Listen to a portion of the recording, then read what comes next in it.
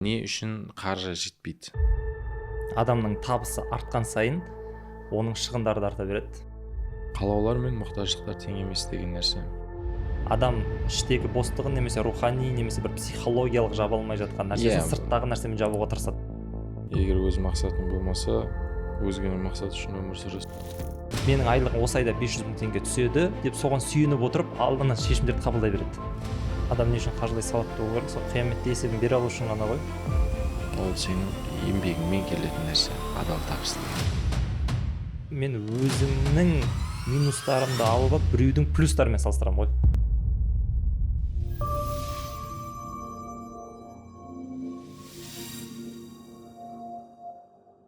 Ассалаумағалейкум. Біздің подкастымыздың төртінші шығарылым Темекеңмен, бауырымызбен. Бүгінгі тақырып бізде не үшін қаржы жетпейді? Яғни қаржының тапшылдық мәселесін ашуға тырысып көрсек. Темеке, сөз сізде. Қаржы не үшін жетпейді? Білмеймін десең ба? Қайырлы күн, қалайсыздар? Қаржы экономикада қаржының өсу заңы деген бір заңдылық бар. Адамның табысы артқан сайын оның шығындары да арта береді. Тәбеті де өсе береді. Мен білетін базалық қаржының жетпеу себептерінің біріншісі сол. Яғни қаржының өсу заңына байланысты өскен сайын тәбеті де өсе береді. Екіншісі салыстыру, өзін салыстыра береді. Қоғам қазір бір қаржыны маңызды дүние болғаннан кейін басқаларға жетем дейді. Импульсті заттар, импульс яғни өзінің бір эмоциясына сүйеніп заттарды алып қояды, несиеге кіріп кетеді деген сияқты моменттер бар. Одан кейін жетпейтін. Қазір бір примерно тоқталып өтейін деген ғой. Сосын әрқайсысына тоқталсақ болады. Жеке-жеке. Иә. Екіншісі импульс, үшіншісі жаңағы инфляция дегендер бар енді. Онсыз да қаржылар құнсызданады, немесе олар кішкене ақшасы болуы мүмкін, дұрыс емес жерде сақтайды, немесе сақтай алмайды деген сияқты, немесе өсіруді білмейді. Одан кейінгі жетпеу себептерінің бірі кейбір өзінің психологиялық немесе бір жанымен іштей толтырамаған нәрселерін ақшамен толтыруға тырысады кейбір адамдар. Сол үшін де жетпеуі мүмкін. Сыртқы факторлермен толтыруы мүмкін деген сияқты ғой. Енді осы ойым әзірше осылар келіп тұр. 3-4 бар. Кедейлік тағдырмада бүткіл тақырыптардың несін айтып шығады. Мен бірақ кедейлік тағдырманы нетпеген мандай. Оқымағансың. Оқымаған. Осы тақырыптарды қозғаған ғой мен де жерде. Бірақ енді тақырып ұқсағанмен бірақ жан жағынан аша аламыз. Бұл жерде не түсінсек болады? Асекеңнің кедейлік тағдырма деген кітабы жарық көріп жатыр, соны міндетті түрде алыңыздар. Келсем, сіз айтқанмен. Тағы бір мәселе бар, мысалға салыстырмалы түрде біздің әке-шешеміздің кезеңі деп алсақ, ол кезеңде табыс көздері өте аз болды. Мамандықтар аз болды да. Тиісінше шығын жасау да сондай болды. Мысалы ресторанға барсаң, ол кезде мәзірде бір 4-5 қана тамақ тұратын деген секілді да. Немесе ресторандардың өзі санаулы болатын ол кезде. Шығын шығатын жолдар да аз еді. Қазірге қазір ғаламтор қолда дейсіз ғой. Қазір бізде мамандықтар да көбейген, тиісінше шығын шығатын жолдар да көп. Мен бұрынғы заманда қарасаң, таңертең тұрады, жұмысқа барады, автобуспен барып келеді. Ол кезде қоғамдық көлік норма болды, қолданылды. Одан кейін бандай барады, бір тамағын жейді, кешке қайтып келеді. Бізде қазір үйден шыққаннан бастап біздің назарымызды алу үшін маркетингтік әдістер қолданылады. Тіпті оянған уақыттан бастап Инстаграмға немесе әлеуметтік желіге кіргеннен уже бірдеңкенің рекламасы шығып тұрады да. Рекламалардың барлығы ол біздің қаржымызға байланысты ғой енді. Сатып алу үшін сол бір процеске қатысты. Бірінші мәселені ашып қарасақ, не дейсіз? Бірінші тақырыпты сайтқан. Біріншісі ол жаңағы адамның қажеттілігімен бір қалау, былай алсақ болатын шығар. Біріншіден адам қайсы қажеттілігі, қайсы қалау екендігін түсінбейді. Ол бірінші мәселе. Екінші мәселе қажеттілік пен қалаудың шегі жоқ екендігін түсінбейді. Табыс шектеулі. Сол үшін жетпей қалуы мүмкін. Бірінші ескеретін нәрсе сол қажеттілік пен қалауды ажыратып алу, приоритеттерге бөліп алу. Екіншісі сенің табысың өскен сайын жаңағы айтқандай экономика заңдылығына сай аппетитіңнің өсе беруі ол норма. Оның шешімі қалай? Мен жеке өзім практикамда қалай шештім? Фиксировать етіп қою, яғни бекітіп қою. Мысалы, менде бұрын ақшам жоқ кезде аптасына 1 рет киноға баратынмын. Ақшам пайда бола бастап еді, аптасына 2 рет киноға бара бастадым. Одан да көбірек таба бастап едім, 3 рет киноға барам, қосымша қазір қасына қымбат суши, пицца ала бастадым. Деген сияқты ғой. Сөйтіп өсе береді. Немесе мен бұрын арзандау брендтерден киінсем, немесе базардан киінсем, ақшам көбейген сайын сауда орталықтарым өсе бастады дегендей. Ол жерде мен не істедім? Яғни мен фиксировать етіп қоямын. Осы аптада фиксировать ету деген бұл жерде адам өзі бичавать етіп те кетпеу. Мен болды, мүлдем киноға бармаймын деп, немесе бір тәтті бірдеңке жемеймін деп өзін қысып тастамау, және де қатты еркін қылып та жібермеу. Екеуінің ортасын ұстану. Мысалы, мен біліп түсініп тұрмын, қазір аптасына 3 рет киноға бару мен үшін артық екенін түсініп тұрмын. 1 рет киноға бару немесе 2 рет бару норм екенін түсініп тұрмын. Сөйтем де мен өзіме бекітіп қоямын. Аптасына 1 рет барамын деп. Енді қызығы, мен 1 рет барғаннан кейін сумманы да бекітіп қоямын. Bir барғанда ары кетсе 10 000 теңге құртасың. Мысал ретінде айтып жатырмын. Енді мен осы дүйсенбі күні киноға барып жатқан кезде менде мынандай ойымда нәрсе тұрады. Темірлан, қазір 40 000-ға плотно жүрсең болады, қыдырып, бірақ қалған 3 апта бармайсың. Немесе бір тегін жерде жүресің, парк сияқты деген сияқты да. Немесе осы жерде 10-15 000 құртасың, қалған суммалар келесі аптада құртылады деген сияқты. Енді осы жерде бұл қаржы сауаттылығында да бар ғой.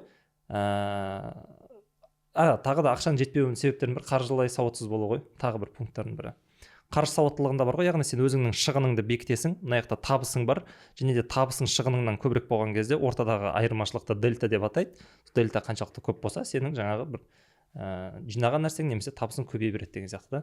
Сол үшін аппетиттен табыс өскен сайын аппетит тоқтамайды. Бұл жерде ортақ бір нәрсені бекітіп алу, бичавать етіп кетпейтін, артық та қуып кетпейтін, және де сонымен жүруге тырысу. Енді менің шешкенім сол. Екінші мәселе бар, андай момент бар. Мен кей кезде шынымен VIP болып жүретін кез бар. Білмеймін, бизнес такси шақырып жүруім мүмкін. Кей кезде автобуспен жүретін кезім бар. Ол жерде табысқа байланысты. Өйткені кей кезде жақсы болып кетсе, мен өзіме бір еркіндік берем. Еркіндік жүруге ол бір отбасыға байланысты, басқа нәрселердің бір жауапкершіліктерге байланысты зақымы тиіп кетпесе. Кейбір мәселе бар, кішкене қаржылай кәсіп болған соң енді бірде бар, бірде жоқ қой, болмай жатқан кезде, ол кезде минимуммен жүретін де кездер бар деген сияқты да. Бізде адамдар аппетитін өсіріп алады да, ақшасы жоқ кезде де мына шығынды істегісі келеді да, ойбай, состояние, керісінше мен сол бизнеспен жүрген үшін көбірек табамын деп ойлауы мүмкін. Бірақ керісінше ол стресске алып кетуі мүмкін дегендей.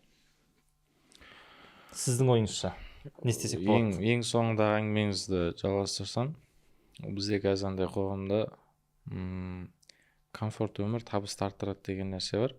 Иә, ол рас нәрсе, бірақ ол жерде мысалы қандай комфорт бизнес класс такси шақырып, ішінде телефон ондай рилс қарап бару, ол табысты арттырмайды да. Немесе бандай бір қымбат жерден тамақ жеу, ол да табысты аса бір арттыра қоймайды негізінде. Бизнес класспен жүруге болады, егер сен артына бір маңызды ақша бөлетін жұмыстар істеп отырсаң дейсіз ғой, комфортпен барып. Иә, мысалға эконом көлік шақырдым, ол жерде көлік кішкентай болады, одан кейін ол жерде жұмыс жасай алмауың мүмкін. Анау жер и аура мәселесі. Кондер жоқ. Иә, аура беретін болса, мысалға жұмыс жасауға сол бір дәрежеге не қылатын болса, ол кезде бұл мысалға коворкингтарда адам, менің кейде жұмыс жасағым келмеген кезде коворкингқа бар жұмыс жасауымның негізгі себептерінің бірі, менде үйде де кеңседе де бүткіл құрал жабдықтарым бар жұмысқа арналған, бірақ ол жаққа барудағы себебім айналамдағы адамдардың жұмыс жасап жатқанын көріп, и солардан андай бір ішкі жарыс ояна ма білмеймін, менде сондай бір нәрсе бар, и солай жұмыс жасап кетемін. И бағанағы сол бір аура маған береді. Мен сол аура үшін барам коворкингқа, кейде жұмыс жасау. И сол аураны мысалы кейбірде таксиден алатын болсаң, ол кезде болады. Деген сияқты мәселелерді. То есть комфорт ол нәтижеден кейінгі сыйлық деп есептеймін мен. Сол нәрсені ұмытпаған дұрыс. Қаржылық сауаттылықта ол менің көзқарасымда. Кейбір кісілер айтады, сен комфорт өмірге шығасың, одан кейін барып неге барасың дейді да. Табысқа жетесің дейді да. Иә, бұл да дұрыс көзқарас, бірақ комфортқа ешқашан қарызбен шығылмайды. Мысалға, бірінші комфортқа шығып, одан кейін табысы артқан кісілердің мен көргендердің ішінде 99.9% олар бірінші ақша жинаған еді. Мысалға бір кісілер бар, андай 60 миллионға дейін оборот жасайды, бірақ өздері пәтері 100 мың теңгелік жерде тұрып жүреді. И сосын ол ауыстырады, пәтерін ауыстырады, сол кезде әлгі оборот көтеріледі. Солай не болады да. Ол бірінші 200 мың теңгелік пәтерге көшіп, одан кейін оның оборот көтерілген емес та. Бірінші олар нәтижелер жасап алады. Осы мәселе. Бағана қаржы жетіспеушілік мәселелерінде бағана бірінші мәселеде айтатын болсақ, мен өзім негізгі қаржы сауаттылығының ұстанымы деп білетін нәрсе ол қалаулар мен мұқтаждықтар тең емес деген нәрсе. Қалаулар мен мұқтаждықтар тең емес дегеніміз ол қалай? Бірінші, мысалға менде бір айлық табысым бар, немесе күнделікті табысым бар. Табыстан бірінші нені өтеуім керек? Мен мұқтаждықтарды өтеуім керек. Бұл мұқтаждық деген нәрсеге енді критериймен айтатын болсақ, сен қаласаң, қаламасаң, сен шығындалуың керек болған шығындар, және міндеттемелерің бар. Өліп қалсаң да сен шығындалуың керексің да, төлеу керексің. Ол қажеттіліктер, мысалы пәтердің ақысы, коммуналка, үйдің азық-түлігі деген сияқты да. Енді бірінші осы нелер, пробелдер жауылмай, бізде қалауларға ақша жұмсап тастаймыз да, өте көп жағдайда. Ал одан кейін есе мұқтаждық үшін қарыз алуға тура келеді ғой. Балам ауырып қалды. Ол өтірік айтып тұрған жоқ, баласы шынымен ауырып қалды. Пәтерге жетпей жатыр, квартира төлеу керек еді. Азық-түлік алайын деп жатқан, соған барма деген сияқты да. Бірақ бағанағыдай қарайтын болсақ, мен өзім де жіберіп аламын ғой. Ондай қателіктерді, не только ел солай істейді, мен елге таң қалам деп айтып жатқан нәрсе емес. Өзімде де өтетін нәрселердің бірі осы. Жеткізу үшін алғашқы кезеңде мұқтаждықтарға ақша беріледі, мұқтаждықтар жабылады. Артылып отса қалауларға қол жеткізуге болады. Әдейі. Яғни приоритетке бөліп алу, бағана айтқан қалау мен қажеттілікті ажыратып алуда біздікілер ұра береді. Одан кейін біздің қызығы андай ғой, айлығы мысалы 500 мың болса, оның андай бекітілген шығындар бар ғой, ол ай сайын одно и то же болды, ол өзгермейді. Сенің пәтеріңнің 100 мың теңгесі, жабатын кредитің 50 мың теңгесі деген сияқты. Сөйтіп бір 200 мың шықты коммуналкамен. Ол 200 мың фикс болды әрбір ай, қалған 300 мың ойнайды. Кей кезде 150 болып кетеді, кей кезде 400 болады, кей кезде 200 болады деген сияқты. Біздікілер былай есеп болады ғой, менің айлығым осы айда 500 мың теңге түседі деп соған сүйеніп отырып алдынан шешімдерді қабылдай береді. Мен там Озоннан бірдеңке бере салайын, там Пиндоштан ала салайын деген сияқты да. Бірақ ол ескеріп жатқан жоқ, оның айлығы 500 мың түскенмен оның сол айдағы табысы 300 мың теңге екендігін ше. 500 мыңмен ойланбайды. Негізі 300 мыңмен ойлану керек. 300 мыңның несінде шама шарқына қарата істеу керек, біз бірақ 500-ге ойланамыз. Дәл өзі. Сол себепті де енді екінші лайфхактардың бірі сол шығар. Өзіңнің базовый шығындарыңды алып тастап барып сол сумманы ептеп үйрену деген сияқты. Одан жаңа сіз айтып жатсыз, соған бір ғылыми дәлел бере салайын деймін. Крис Бейли деген кісі бар. Ол кісі өзінің Гиперфокус деген кітабында, сосын Мой продуктивный год деген еңбегі бар. Сол жақта адам қалай фокусированно жұмыс жасауға болады деген сұрақтың жауабына, яғни Мэтью Уолкер деген кісі ұйқының стадияларын бөледі ғой, терең ұйқы фазасы, жеңіл ұйқы фазасы, быстрое движение глаз деген сияқты. Сол сияқты Крис Бейли деген кісі адамның күндізінде де сондай фазалар бар деп айтады. Сол күндізінде өте продуктивный кездері бар, непродуктивный кездері бар деп алып келеді. Сөйтіп сол продуктивный кездерін табу, енді қазір детально кірмей қойып, сол жақта бірнеше фактор береді. Сол факторлардың бірі триггер мен қоршау дегенді береді. Яғни сіз жаңа айтып жатсыз ғой, біреулерге смартфон сияқты жерге барған жұмыс жасау ұнайды, біреулерге кофейняда отырып жұмыс жасаған ұнатады, бір Starbucksта отырып алып кофесін алып алып деген сияқты. Егер де сондай триггерный нәрселер сіздің одан да жақсырақ жұмыс жасауыңызға әсер ететін факторлардың бірі болса, онда солай істеген дұрысырақ. Ол әдемі. Жаңа кейбіреуі бизнес такси шақыруы мүмкін деген сияқты да. Және сіз жаңа айтып жатқан тағы мен есіме бірдеңке түсті да, адамның өмір ақша жетпеуінің себептерінің тағы да біреуі ол мақсаттың болмауы деп ойлаймын. Мақсатсыздықтай, арнайы бір мақсаты жоқ. Оған не дейсіз?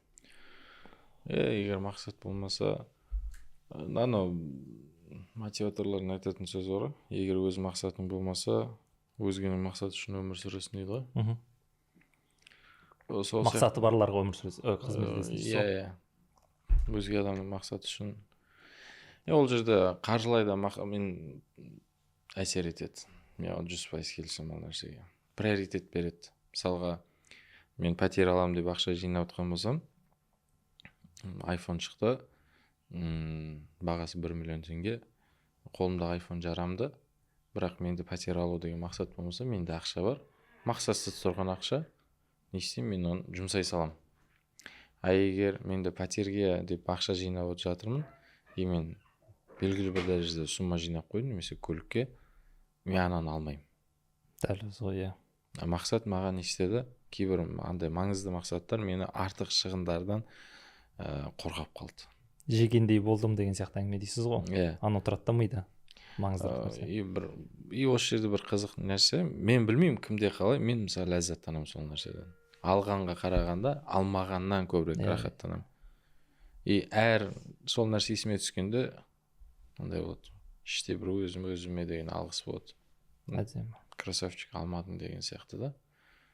Андай өзіңнің неңде таймадың, маркетингтің құрбаны болмадың деген мәселеде. Осы жерде тағы бір тақырып шығады, көбі айтады ғой, самооценкам түсіп кетті деп шығады. Самооценканың түсуінің себептерінің бірі өзіне берген сөзіңде өзің тұрмауыңда ғой. Оны ескеріп жаңа айтып отырсыз ғой, өйткені жаңа сөз беру деген нәрсе бар. Мысалы бүйтіп айтайық, мен қазір біреуден ақша аламын, валлахи биллахи деп қайтарамын, деп алып кетемін да, сонымен жоқ болып кетемін. Ана кісі маған ренжуі мүмкін. Енді бүйтіп ант ішпесе де болады ғой, бір 5-ақ мың теңгенің әңгімесі ғой деп. Екінші вариант бар, мен аламын да тура сол күні айтқан күні налам апарып беруім мүмкін үйінің алдына. Ол кезде ол маған деген сенім өседі. Мынау немесе жынды деп ойлайды, Каспийдан аударса болушы еді ғой деп. Немесе не деген мынау жігіт мынау айтты істеді деуі мүмкін. Дәл сол сияқты адам жынды деп ойлайды ғой бізде. Ау? Жынды деп ойлайды ғой. Дәл сол сияқты бізде адамдар жаңағы өзіне берген сөзінде өзі тұрмайды. Сол себепті де жаңа жеп кетеді да. Және қызығы, сіз айтқандай өзіңе берген сөзде тұрғаннан кейінгі ләззат, ол ана қысқа мерзімді ләззаттан да көбірек. Ол дофаминнің көлемі, өз-өзіңе деген сенімнің артуы, красавчик деп мақтауың. Сондықтан жаңағы ақшаны ұстаудың жолдарының бірі бір үлкен мақсаттың болуы, немесе мақсаттар қойып тастауы. Мысалға мен өзім айфонмен қатты ауырмайтыныма шүкір етемін әйтеуір. Иә, қолданамын, бірақ мынадан алдыңғы айфон 2012 ма сондай ғой менікі. Осы күнге дейін өмір сүріп келдік қойса мен. И сосын ауыстырдық. Бана самооценка дегенге мен де келісем. И ол жерде самооценканы негізі материалмен көтере алмайды, соны түсіну керек. Өзіңіз де білесіз. Иә. Кейбір арзан адамдар бар, оларға қанша жерден қымбат киіндірсең де ол жараспай тұрады ғой. Иә. Кейбір кісілер бар, олардың қымбат киінбесе де кім екендігі мәлім болды. Самооценканда бір дух сияқты әңгіме ғой. Кейбіреулер бар, кішкентай болуы мүмкін, бірақ вор в законе деген сияқты, енді дух ұрып тұр деген сияқты. Кейбіреулер бар, шкаф, бірақ бір шугать етсең маска шешіліп қалады дегендей. Ішкі состояние ғой, самооценка. Екіншісін не деп едік? Біріншісі қажеттілік, аппетит өсе береді дедік. Екіншісі импульсті шығындар. Сол мақсатсыздыққа да келетін шығар импульсті шығындар ше. Эмоционалды шығындардың ішінде мен кітапта да бөлгем, 4-5-ге бөлім. Соның ішінде біреуі бұл қоғамдық қысым деген бар. Қоғамдық қысым барлығы істеп жатыр деген нәрсе. Ақшаны жинай алмауының негізгі себептері бар. Андай бола алмаса қалып қоятындай, мысалға анау Қытайдың жүзімі бар еді ғой бізде. Иә. Сол шайын мускат. Дубайский шоколад. Иә. Сол күйі жемей кетті қоса. Мен де жемеймін оны. Яғни әлеуметтік қысым. Барлығы алып жатыр, бұл өзін жемегенде кінәлі сезіну. Мен осы жерде бір қызық нәрсе, менде керісінше істейді ше. Сәл бір тырыс қалатын бар, бүткіл істеп жатса мен ауырт істемеймін. Андай бүткіл ана игра в кальмара шықты кезінде барлығы көріп кетті, ойбай деген әлі көрген жоқпын сол күйі ше. Ана шайын мускат деген шығып жатқан кезде де керісінше тырысып қалатын бар, оны жақсы жаман деген білмеймін, бірақ бәрі істесе керісінше істемейтінім бар да. Иә, ол жақсы айтады ғой, негізі андай бір тобыр болмаудың негізгі себептерінің бірі. Осындай әлеуметтік, енді бұл бір көрінісі ғана. Біздегі көріністер өте көп, мысалға киімнің бренд болуы, инфобизнесте, одан кейін, то есть мен инфобизнесте деп жалпылама айтпай қойсылайын, мысалы кейбір орталар бар, ол жерде біліміңнен киіміңе қатты мән береді. Қаншалықты білімдісің, оған мән бермейді. Мысалға сен қаншалықты сапалы сабақ беріп жатқаның емес, қаншалықты продажа жасап жатқаныңмен өлшенеді кейбір нәрселер. Парадокстар бар да. Сол біліммен өлшену керек. Ол осындай бір қоғамдық қысымдардың әсерінен кейде біз жасау керек болып қалады. Мысалға, ақша табу туралы автобуста кетіп баратып сторис түсірсең тыңдамайды. Иә. Бұл қоғамдық қысымның әсері. Сол себепті ол бизнес класс шақырады да. Онда қоғамдық қысыммен салыстыру деп бірге алған дұрыс шығар. Иә, сол ғой. Мынау қоғамдық қысым деген ол қоғам оған қысым көрсетпейді, просто бұл өзі содан қысым алады. Және де бейсаналы түрде салыстырады. Иә, салыстыру несі бар да. Осындай мәселелерде кейде біз импульсив шығындарға жол береміз. Шешімі қалай? Қайтеміз енді. Салыстырмау деп айта салса андай болып қалатын шығар енді, бір банально болып қалатын шығар, қандай бір нелері бар дегенім ғой. Менде енді әркімде әрқалай жұмыс жасайды ғой. Менде де ондай кезеңдер болған. Мендегі жұмыс жасау бір мұнша уақыт тыныштықта тұру деген не болған. Мысалы, андай бір әлеуметтік желіге шықпау, біліктілікті асыру деген сияқты. Білмеймін, мүмкін біреуге жұмыс жасамайтын шығар, бәлкім мен айтып жатқан нәрсе тоже келеді. Менде андай болған, менде отписка жасау деген болған. Яғни қатты нетіп кеткен адамдардан, мысалы 300 адамға подписан болсам, соның бір 150-170 отписка жасадым ғой. Өйткені чисто андай өмірлерді көрсетті. Ол енді бізді унижать етейін деп көрсетпеді, бейсаналы түрде менікі кете береді андай. Мыналар не істеді, кейбіреуінің жасы кішкентай деген сияқты ғой, мына жаста мынандай деген сияқты. Мысалы 20 жасымда көлік алдым деген сияқты нәрселер енді 28 жасар балаға ауыр тиеді ғой. Бұның үштен бір өмір ғой. Жалпы өзім әлеуметтік желіге андай бір қатты бір дүние құмарлықты салуға қарсымын, өйткені кейбір адамдардың жүрегіне ауыр тиіп қалуы мүмкін ол нәрсе. Сол тыныштық ұстадық. Тыныштық ол не нәрседен? Барлығынан. Ол Инстаграм, сосын кәсіпкерлік орталар, неше түрлі барлығынан шығып кеттім. И бір мұнша уақыт өзіммен өзім қалған кезде түсіне бастадым. И сол уақытта білім алдым. Аллахтың қалауымен білім алдық, и сол уақытта табысымыз арта бастады. Ары қарата қайтадан күйбең тіршілікке кіріп кеттік. И содан кейін қазір мына жерде бірдеңе білетін сияқты отырық. Ана Джордан Питерсонның несі бар да, 12 правил жизни деген. Сол жақта 4-ші ережесі ретінде өзіңмен өзгемен емес, өзің салыстыр деп берді. Енді банальный нәрсе ғой, бірақ іштен кіре бастайды. Детально. Енді бізде де бар, мұсылманның бір күні екінші күніне ұқсамау керек деген сияқты. Сонда енді менде қалай болды? Жаңа біріншіден отписка жасадым. Бейсаналы түрде өзім салыстырып жатқанын түсіндім. Одан кейін менде жаңа Гэллопқа кіретін болса competition деген талант бар. Ол бізде андай қанда бейсаналы түрде бола береді. Екіншісі, мен анализ жасай келе түсінгенім, мен өзімнің минустарымды алып алып біреудің плюстарымен салыстырамын ғой. Немесе мен өзімнің бүйтіп лупамен аламын да детальдарымды алып алып біреудің бүткіл картинасымен салыстырамын деген сияқты да. Ол әділетсіз екенін түсіндім да.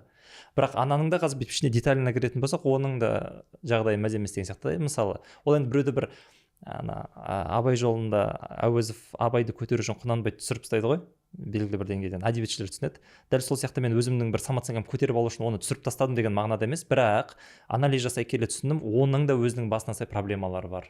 Иә, ол бәлкім мынандай машинамен жүруі мүмкін. Ол менің ондай көлік алмауымды ақтап алу емес, бірақ ол оны несиеге алуы мүмкін. Мен мынандай көлікпен жүрмін, бірақ мен оны налым алдым.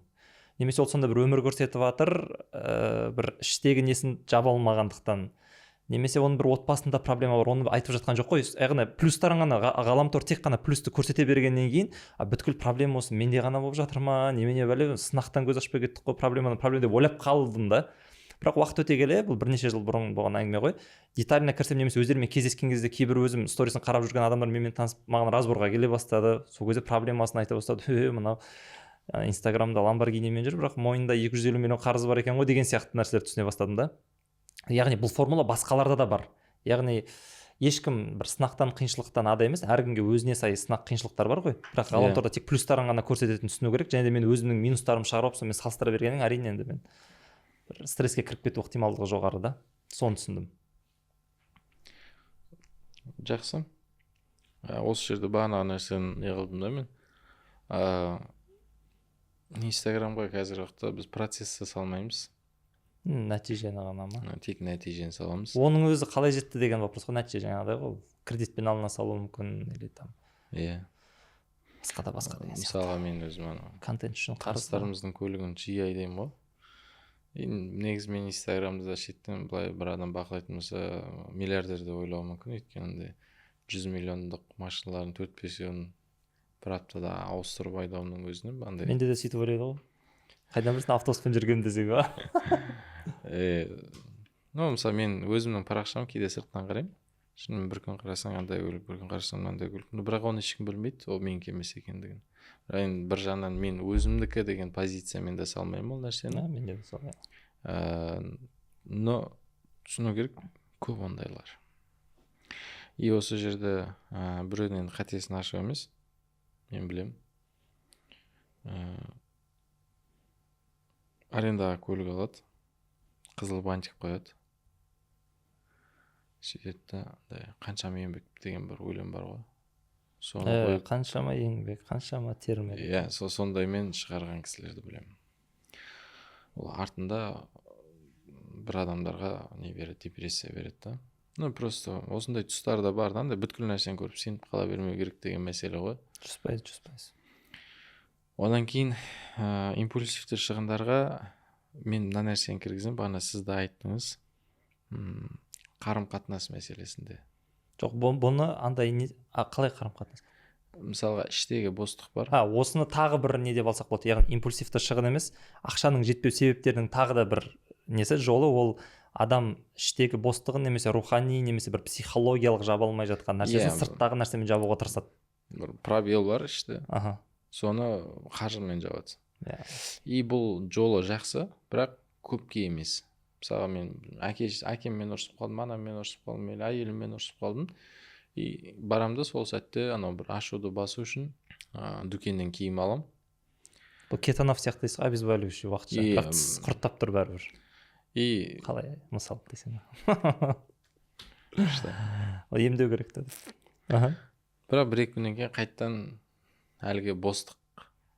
И ол қарым-қатынаспен түзеледі. То есть проблема қай жерде, соны жабу керек қой. Мысалы мәселені шешіп тастау әлде қайда жақсырек. Бұл жерде психологияда мынандай нәрсе бар, ғылыми жағынан дәлелденіп қойған бұл. Мысалы былай ала салайық, бір кісі күйеуі әйеліне мүлдем көңіл бөлмейді, таңнан кешке дейін жұмыста, бір квартирант сияқты таңертең кетіп қалады, кешке келеді, сөйтіп бір жыл бойы көңіл бөлмейді, жылдың соңында әйелін туған күні iPhone сыйлай салады. Жан саған туған күні құтты болсын деп. Сөйтіп тағы да кетеді, бір жыл бойы ары жүреді, бері жүреді, қайтадан жылдың соңында келеді, шуба береді. Сол кезден дені дұрыс әйел болса, даже әйелі мүлдем көңіл бөлмейтін еркек болса да, еркек бұл жерде айтуы мүмкін, немесе әйел де айтады, жаным ау, күшті әрине, подаркаң, рахмет. Бірақ, пожалуйста, бір күн сағат 6-да кеш, екеуміз отырып, жай шай ішейік, әңгіме айтып. Мальдив демей ақ қойын, хотя бы президентский паркқа шығып, бір серуендеп қайтайықшы, менде бір ішімде әңгіме бар, тыңдашы деген сияқты нәрсе болуы мүмкін да. Осы жерден ғылыми дәлелі бар, адам махаббатпен, вниманиямен, қарым-қатынаспен, бір жылулықпен жабалмаған нәрселерін бейсаналы түрде ақшамен немесе осындай бір заттармен жабуға тырысады. Енді бұл жерде адамға сыйлық бермесін, үйтпесін, бүйтпесін деген де сөз емес. Ол сыйлық берілу керек, махаббатты күшейтеді. Бірақ бұл доп ретінде, яғни дополнительный ретінде бұл супер нәрсе. Ана бір фундамент қарым-қатынас болса, жаңағыдай внимание, махаббат, көңіл бөлу, жанашырлық деген сияқты нәрсе болса, оның үстіне жаңа кірпіш сияқты, шатыр сияқты подарка қаланса, ол супер. Бірақ біздің қателік біреу нені қоймай тұрып, қалай айтсам болады, фундаментін қоймай тұрып, бірден анаған өтуге секеміз, ол жаңа сіз айтқандай эффект береді, бірақ қысқа мерзімді.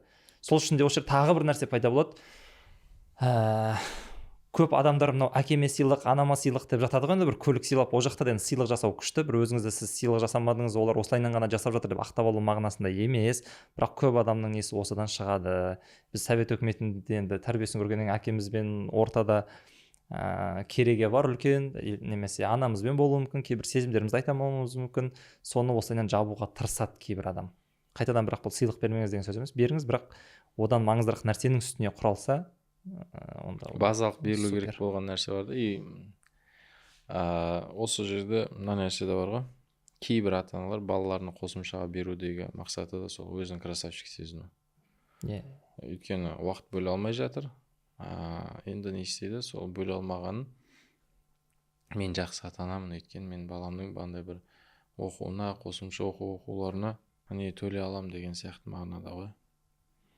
Одан кейін үйде бермеген тәрбиені бер дегендегі де берді. Медресеге берулері, ана Соловейчук пе еді немесе Сухомлинская еді ме, нақты есімде жоқ. сол екеуінің біреуінде келеді да, адамдар балаларын туады да бірақ қылып сол бракодилді қоғамға бере салады дейді, қоғам тәрбиелеп берсін деген сияқты. Сол сияқты жаңағы сырттай бір қосымша неге төлейміз, мен үйде бермей жатқан тәрбиені мыналар берсін деген сияқты да. Ол мүмкін енді, бірақ қиын ғой бәрібір. 99% жағдайда жұмыс жасау қиын.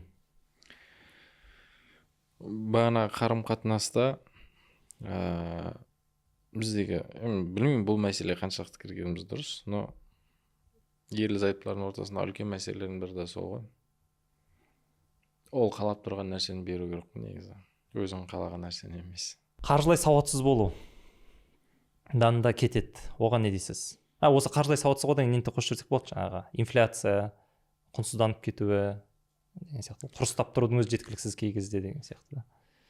Қаржылық сауаттылықты қалай түсінесіз? Қаржылай сауатты деп кімді айтасыз? Или қандай білім болу керек, или қабілет болу керек? Қаржылай сауатты дегеніміз, сіз айтқандай, адам не үшін қаржылай сауатты болу керек? Сол қияметте есебін бере алу үшін ғана ғой, Құдайдың алдында шы. Екінші момент, қаржылай сауатты деген сол кіріс, ең базовый нәрсесі кіріс шығынды тіркеу ғой. Кіріс пен шығынды тіркеу керек не үшін? Өйткені оны есептеу үшін. Есептеу не үшін керек? Оны басқара алу үшін ғой. Сен есептеген нәрсені ғана көре аласың, және де соны өзгерте аласың. Өзгерткен нәрсеңді ғана басқара аласың деген сияқты моменттер бар да. Немесе басқарған нәрсеңді ғана өзгерте аласың. Сосын қаржылай сауаттылық деген ол бір андай қайтадан қазір философский тақырыпқа кіріп кетуіміз мүмкін, бірақ шынайы не қалайтыныңды түсіну шығар. Бағанағыдай қалауың мен қажеттілігіңнің ара жігін ажыратып алу, және қаншалықты сол сәтте саған керек емес, соны бір салқынғанды ойланып барып шешім қабылдап отыру шығар енді базовый қаржылай сауаттылық дегеніміз. Мен саналы басқару деп айтамын. Қаржыны саналы басқара алатын адам қаржылай сауатты адам. Енді қаржы сауаттылығы мен үшін 3 компоненттен тұрады. Біріншісі бұл жинау, сосын жарату, табу. Бізде қаржылай сауаттылық деп тек қана табуды ғана айтамыз ғой. Нені ғана айтамыз? Жинауды ғана айтамыз да. И жаратуды ғана. Шығындарды бөліп тастайды, немесе экономдап бір жинауға не қылады. Бірақ оны қайта көбейту бар, сақтап қалу бар ол жерде. Ақшаны өзіне қызмет жасатқызу деген бар. Бұның барлығы қаржы сауаттылығының несі да, элементтері. Осы жақтарын ескермейміз. Осы моментте мына нәрсені түсіну керек. Адам қалай сақтап қалу керек онда? Жарайды, біреулер жинады дейік, қалай сақтап қалу керек, және де қалай көбейтуге болады, қандай бір жолдары бар қарапайым халыққа келетін базовый. Өйткені қазір құр проблемаларды айтып шешімін айтпасақ көп андай деуі мүмкін да. 2-3 шешім беріп кетсек те болмау. Соңын толығырақ менің қаржылай сауаттылық кітабымнан табасыздар дейсіз ғой. Жоқ, ол жерде бұл нәрсені айтпағым. Ақшалай жинамау. Просто қазір мен мынау затпен жина деп айтсам, бұл подкаст бір шама жыл сақталуы мүмкін. Ол кезде ананың актуалдығы кетіп қалуы мүмкін дейсіз ғой. Актуалдығы жоғалуы мүмкін да. Мен кітапты да сол үшін кіргізбеген ол нәрсені. Мысалы, қазір мен үшін актуалды болып тұрған нәрсе евро. Өйткені баға өзгеріп отыр ол жерде. Одан кейін екіншісі алтын. Зерттеулерге сенсек, жаңа жылға дейін алтын өседі дейді. Бірақ жаңа жылға дейін құлайды деген нәрсе бар. Жаңа жылға дейін сондай болады, жаңа жылда доллар құлайды. Жалпы бізде емес, әлемде ма? Средний Азияда. Өйткені кейбір ақшалар нарыққа кіреді. Түсініксіз көп жағдайлар бар, енді ол подкаст айтатын нәрсе емес. Ол есептеу керек. Инфляция деген нәрсе бар, бағана айттық қой. Инфляцияда ол қалай? Мысалы, мен биыл 1 миллион теңгем, қазір 1 миллион теңгем бар. Мен 1 миллион теңгеге бір iPhone ала аламын биыл. Келесі жылы ол iPhone-ның бағасы 1 миллион 200 болады. Менің инфляциям қанша? 20% болды. 20% болды. Менің биылғы ақшамның әлеуеті келесі жылы тура сондай бола алмайды. Тура сол нәрсені алып бере алмайды. Енді менде сақтаулы тұрған ақша бар. Ол минимумы өз деңгейін сақтап қалу ғой. Келесі жылы да мысалы 1 миллионның құнын беру ма? Иә, 1 миллионның құнын беріп тұр. Мысалы мен биыл бір iPhone ала аламын, келесі жылда сол нәрсені ала алатын. Қарау керек, кейде оны көлікпен ұстайды, кейде оны жермен ұстайды, кейде алтынмен ұстайды, кейде монетамен ұстайды, кейде адамдар қоймен, жылқымен ұстайды. Бұл бағана айтқандай ол элемент андай қатып қалған қағида жоқ, қарау керек. Мысалға мынау заттармен ұстауға болады деген сияқты да. Мен бір iPad'ым бар, мынау 280-ге ме 320-ға алған бірнеше жыл бұрын. Қазір қарасам 401-ден кем. Мысалы қазір мен сатсам да 300-ге сата аламын. Неше жылдан кейінді. Камри сияқты дейсіз ғой. Десең. Осындай нәрселер бар да, әртүрлі нәрсемен ұстап қалу. Получается, ұстау керек. Адам қазіргі уақыт, сол уақытта не трендта, немесе ненің бағалары өсіп келе жатыр, сомен. Иә. Ақшалай емес. Иә, былай айтсақ, немен ұстамау керек деп.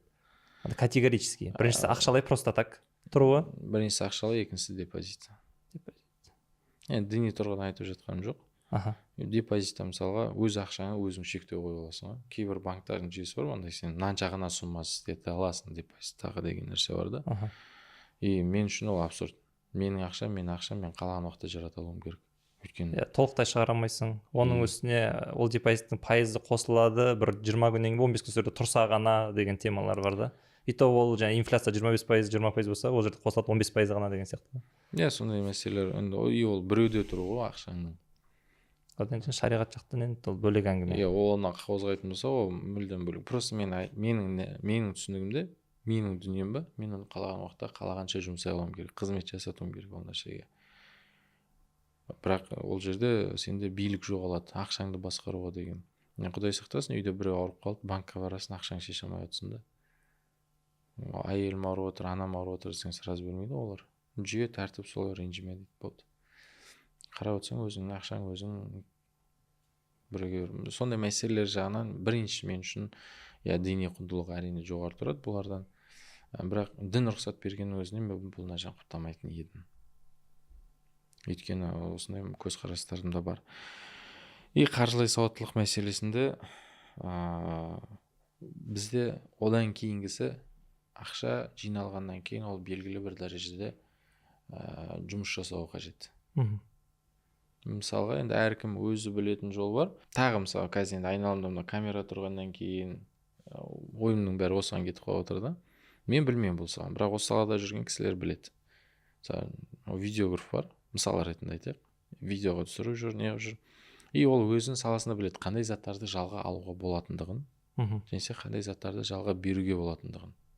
Жиналған ақшасы бар белгілі бір дәрежеде. Оны келесі жылға дейін немен ұстап тұруға болады, осындай бір заттарды сатып алып, жалға беру арқылы табыс табады, әрі ақшасын солай сақтап қалады. Енді жинау барысында мынандай бір мәселе бар. Жинауда мен екі түрлі форматты білем. Біріншісі табысты көбейту үшін, екіншісі активті сақтап қалу үшін. Мысалға пәтер сатып алу, бұл табысты көбейту үшін емес, бұл активіңді сақтап қалу үшін. Активті сақтап қалу деген қалай? Яғни ол былайынан тұрса құртылып кетеді деген мағынада ма? Хотя бы үйге үйінде тұрсын деген ба? Мысалға сенде 50 миллион теңге ақша бар, мақсат сол 50 миллионды сақтап қалу.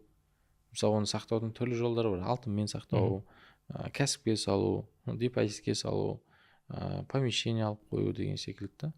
Мен сақтаудың ең дұрыс варианты ақша күйде де сақтап қалуға болады ғой. Бірақ ең дұрыс варианты помещение күйде. Мақсатым ол жерден табыс табу емес менің.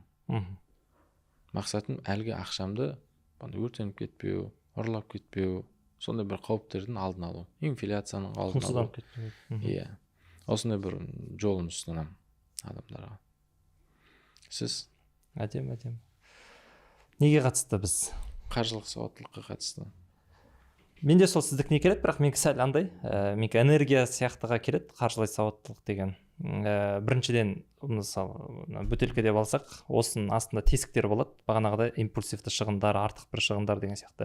Ең бірінші мен соны бітеп алу, артық жеп жатқан нәрсені. Энергияға қатысты да сол, энергияны көбейтемін деп таңертең тұрып тауға шыққаннан қатты бір смысл жоқ. Сен өміріңнің 80% уайыммен өтсе шығып, үйде жатып тауға шықсаң да бүйтіп уайымдап отырсаң деген сияқты да. Сол үшін де энергияны көбейтуден бұрын, ақшаны да көбейтуден бұрын сол тесіктерді бекітіп алу, жауып қою. Екіншісі, соның ішіндегі қалған суды немесе жаңа қалған ақшаны дұрыс ептеп үйрену. Өйткені қазір мына тесіктерді жаппай тағы да көбірек табысты көбейтсе, өйткені тесіктен ағып кетеді бәрібір деген сияқты ғой. Үшіншісі барып көбейту. Енді оны дұрыс қолдану, сіз айтқандай. Көбейту, оны табысты көбейтіп, оны одан сайын ұлғайту деген сияқты мағынада. Қорыта келгенде соған келеді қазір, қайтадан бүйтіп ашып отырудан қатты бір смысл жоқ ол. Онда бір қорытындылап жүреміз ба? Тағы бір ескеретін нәрсе бар, ол қаржылай көбеймеуінің себептерінің бірі нарықтағы сұраныстағы мындай бір қабілеттің болмауы, мысалы ескіруі. Мысал ретінде табысымның белгілі бір дәрежесін мен өзімнің қабілетімді дамытуға құйып отыруым керек. Міндетті түрде. Иә, сол кезде ол көбейеді, оған дейін көбеймейді. Мысал ретінде оны былай алуға болады да, 90-шы жылдардан бері келе жатқан нелер бар да, кассаправтар бар. Олар күшті, жақсы жасайды, сапалы да. Бірақ олардың қабілетімен қазіргі көліктер сәйкес келмейді. Өйткені қазіргі көліктердің мысалы 5000-ға жоқ кабелі бар да, бір машинада, мысалы ретінде алайық. Немесе электромобиль шығып кетті. Немесе алюминнен жасалған, зикір сияқты, темірден емес. Келмейді. Сондай мәселелер бар, соны ескеру керек. То есть қабілетті дамытып отыратын болса, яғни нарықтағы сұраныстағы қабілеттер болатын болса, оның табысы тиісінше артып отырады. Одан кейінгі мәселе, осы жерде мысалға мына біздің видео түсіріп отқан бауырымызда мысалы курс бар. Курста шырақты қалай қоюға үйретеді, камераны қалай қою керек, ракурсты қалай, барлығын үйретеді. Тағы бір курс бар, IT-дің курсы бар. И ол жерде код жазуды үйретеді, бүткіл нәрсесін үйретеді. Бірақ екеуі де физикалық әрі интеллектуалды еңбекті талап етіледі. Мысалы, шырақты бір қойып көреді, камераға барады, қиын.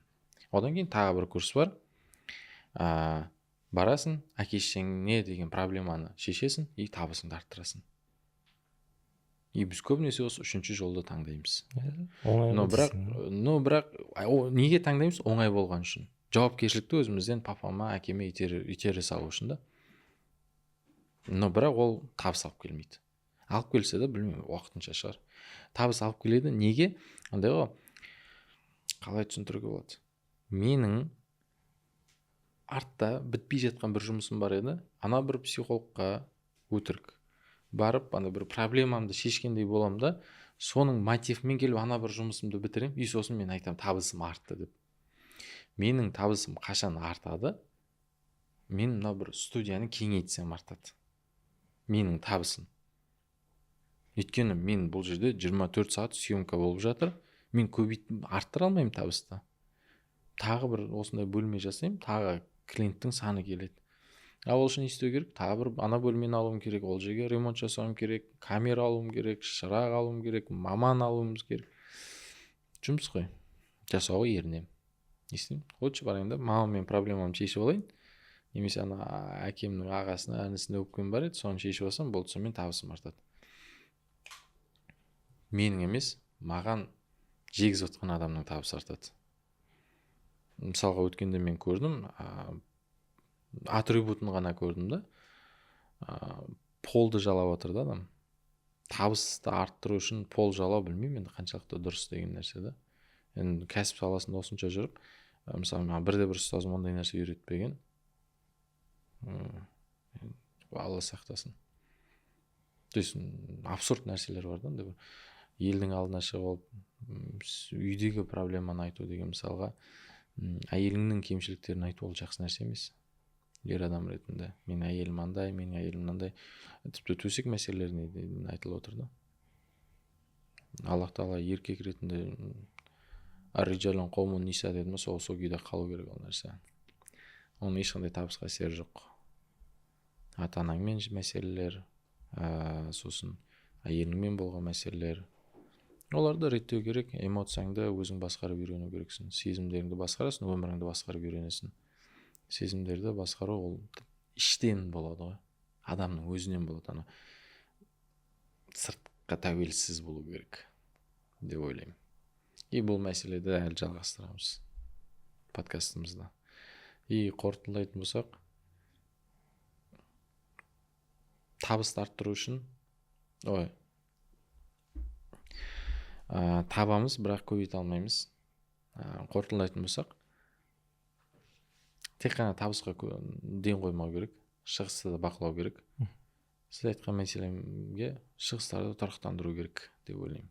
Көп негізі, пока осы нәрсені жасап көрсін, алғашқы қадам ретінде сіздің айтқаныңызды жасап көрсін.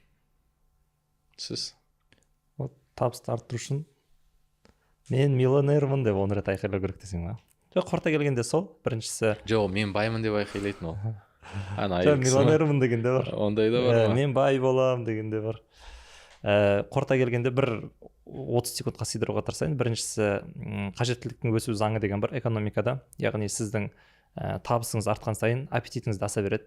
Ол заңдылық. Соны ескерсеңіз бекіту керек болады. Екіншісі, қажеттілік пен қалауларыңызды немесе шынайы мұқтаждық пен қалауларды ажыратып алу керек, приоритетке бөліп алу керек. Және де біріншіде мұқтаждық тұру керек.